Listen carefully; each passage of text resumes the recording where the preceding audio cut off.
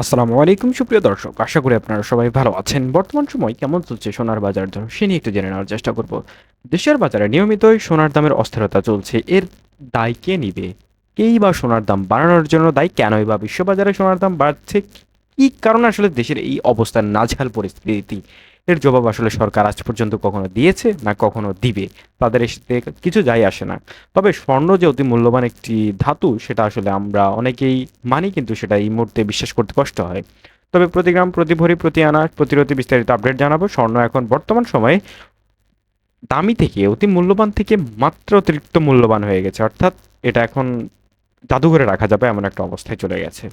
তো কথা না বাড়িয়ে এবার জেনে নেব প্রথমে 18 ক্যারেট সোনার দাম।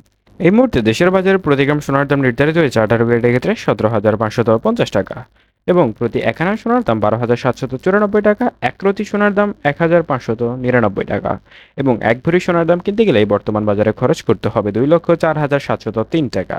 দাম খানিকটা আবারও বাড়ানোর ঘোষণা দিয়েছে বাংলাদেশ জুয়েলার অ্যাসোসিয়েশন, তবে কিছুটা দাম কমার সম্ভাবনাও আন্তর্জাতিক বাজারে লক্ষণীয়।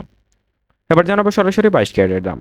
দেশের বাজারে 22 ক্যারেটের ক্ষেত্রে প্রতি গ্রাম, দুঃখিত, এবার সরাসরি জানবো 21 ক্যারেটের দাম। 21 ক্যারেটের ক্ষেত্রে প্রতি গ্রাম সোনার দাম 20,475 টাকা, এবং প্রতি 1 আনা সোনার দাম 14,926 টাকা, এবং 1 রতি সোনার দাম কিনতে গেলেই খরচ করতে হবে 1,866 টাকা, যদিও বা 1 রতি সোনা পাওয়া মুশকিল।